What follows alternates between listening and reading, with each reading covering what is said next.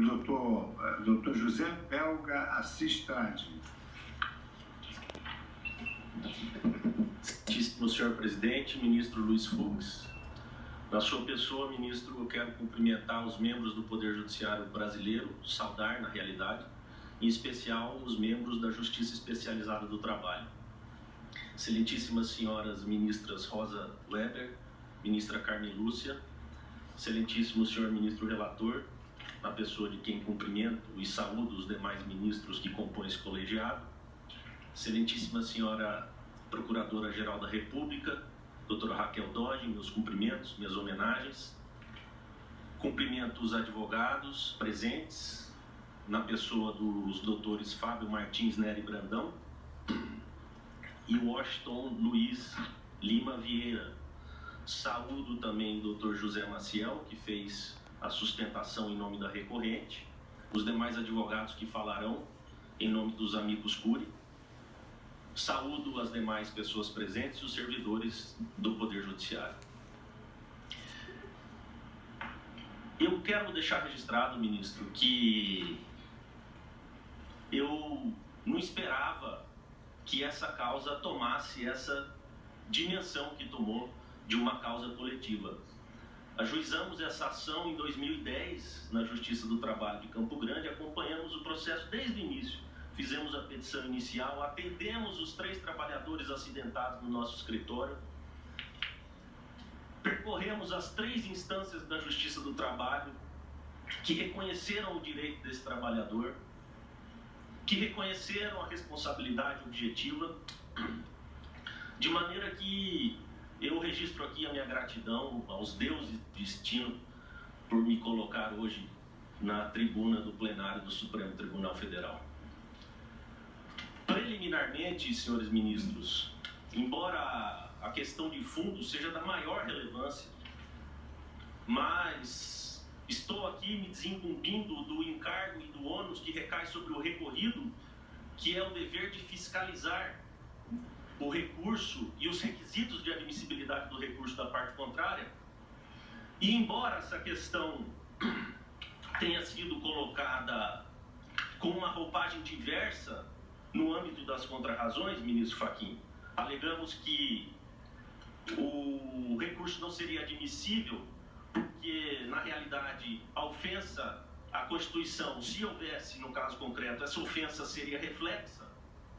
Mas analisando metodicamente o recurso extraordinário interposto pela parte recorrente, nós observamos que falta ao recurso extraordinário o requisito indispensável do pré-questionamento. O que ocorre?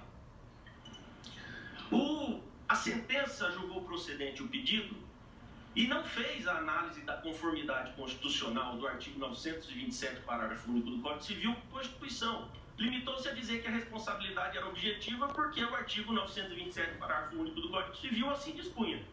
E assim dispõe. O Tribunal Regional do Trabalho, no exame do recurso ordinário da reclamada, também enveredou nesse sentido, não fez a análise da conformidade constitucional do dispositivo do Código Civil com o artigo 7º da Constituição Federal. Embora tenha mencionado como mera referência um acórdão do Tribunal Superior do Trabalho, e na ementa desse acórdão do Tribunal Superior do Trabalho fez-se menção à constitucionalidade do artigo 927 do Código Civil. Mas, interposto o recurso de revista pela reclamada, ora recorrente, o Tribunal Regional, no exame da admissibilidade, negou o seguimento ao recurso de revista. Foi interposto na sequência um agravo de instrumento e esse agravo foi negado por razões processuais, foi negado pelo Tribunal Superior do Trabalho, que não fez, em absoluto, não fez a análise da conformidade constitucional do artigo 927, parágrafo único, com o artigo 7º da Constituição. É claro, a questão é da maior relevância, a questão de fundo é da maior relevância, inúmeras pessoas, centenas de pessoas aguardam o pronunciamento dessa Corte acerca do alcance da responsabilidade no âmbito das relações de trabalho, mas, na nossa concepção, há o óbice intransponível do cabimento do recurso extraordinário por falta de pré-questionamento e por incidência da súmula 356 do Supremo Tribunal Federal. Ministro Alexandre, Maior Excelência vai enfrentar no posto do voto todas essas questões. Então, Vossa Senhoria pode prosseguir, doutor.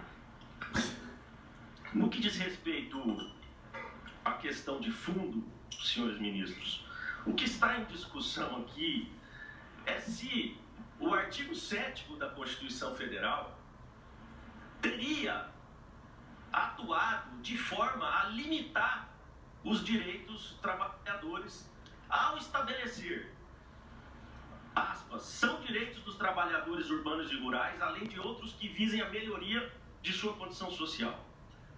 Inciso 28º, seguro contra acidentes de trabalho a cargo do empregador, sem excluir a indenização que este está obrigado quando incorrer em dolo ou culpa. O que acontece? O que ocorre nesse caso dos autos? Está claro pelo dispositivo constitucional que o legislador constituinte quis garantir aos trabalhadores não só o direito ao recebimento do seguro contra acidente de trabalho, como também a indenização quando houver nexo de causalidade entre o acidente e o dano sofrido pelo empregado.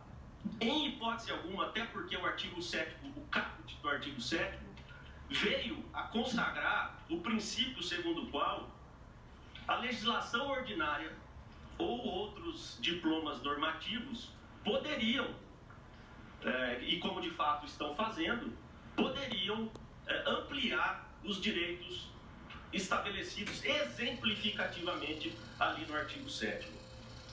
Então, data máxima vênia, e discordando do colega que antecedeu na tribuna, o seguro contra acidente de trabalho não contempla qualquer tipo de indenização a cargo do empregador. E não contempla por quê? Porque, vejam vossas excelências o paradoxo. Vamos imaginar aqui o caso de Brumadinho, que eu menciono aqui, senhor ministro Luiz Roberto Barroso, sem qualquer intenção de fazer demagogia, mas porque se trata de um acidente de grandes dimensões e que ainda está na memória de todos nós. Vamos imaginar, então, que uma gama de trabalhadores naquele dia do acidente estivessem trabalhando e outra gama de trabalhadores, por qualquer razão, não estivesse no trabalho, estivesse, por exemplo, usufruindo de folga ou de licença.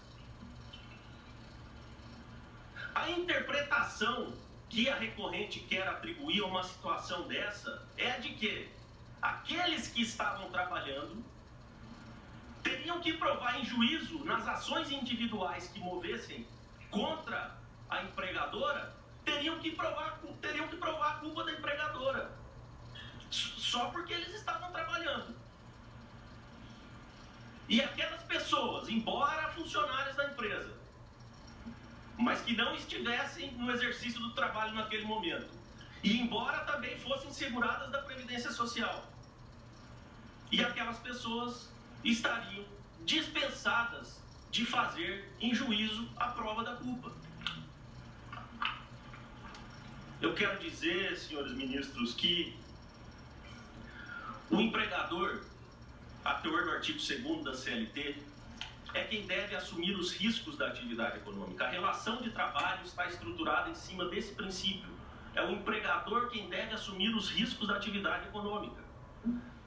Se assim é, e se o empregador, ciente dos riscos, explora economicamente o risco, não é correto, não é constitucional, não é justo, não é digno, não é humano, não é ético que trabalhador, em sendo acidentado o empregado, não sofra nenhuma consequência. E o empregado pague com o seu próprio corpo as consequências de um risco que deve ser, por força de lei, do empresário.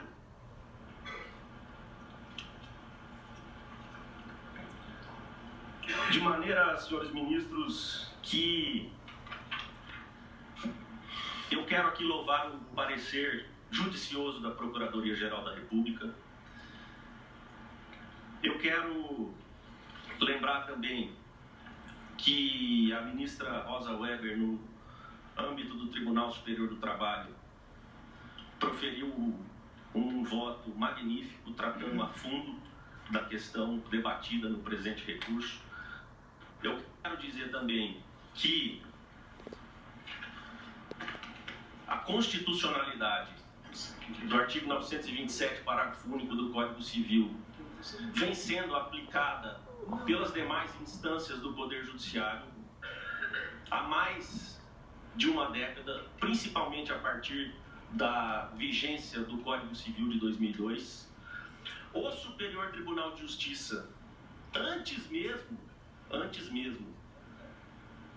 da entrada em vigor do Código Civil, num caso envolvendo a empresa recorrente, em que uma terceira pessoa veio a ser atingida durante uma tentativa de assalto, reconheceu a responsabilidade objetiva porque essa empresa desempenhava e desempenha atividade de risco. De maneira que reconhecer a responsabilidade objetiva para terceiras pessoas e não reconhecer a responsabilidade objetiva para os empregados, numa relação que, eu repito, está estruturada em cima do princípio segundo o qual é o empresário quem assume os riscos da atividade econômica, não é justo, não é constitucional que as relações de trabalho fiquem ao desabrigo dessa modalidade de responsabilidade. Não é correto, portanto, querer insinuar que essa interpretação que vem sendo feita pelo Tribunal Superior do Trabalho é fruto de um entendimento ou de uma ideologia. Não é. Não é, porque o Superior Tribunal de Justiça, desde 2000, e depois, mais recentemente, em 2006, através de um magnífico julgado da ministra Nancy Andrighi, já decidindo sobre as relações de trabalho, reconheceu a responsabilidade objetiva da empresa que desempenha atividade de risco. Os riscos serão analisados caso a caso. Não há que se fazer qualquer argumento terrorista no sentido de que toda e qualquer relação de trabalho será alcançada por esse dispositivo do Código Civil. Não é assim. Apenas as atividades de risco acentuado, conforme está exposto no artigo 927, parágrafo único do Código Civil, serão alcançadas pela responsabilidade objetiva. De maneira, senhor ministro Luiz Fux, concluindo, eu gostaria de requerer que essa corte não faça se confirmar a previsão do camponês, que dizia que a lei, e aqui eu digo, a lei maior, é como a serpente que só pica os pés descalços.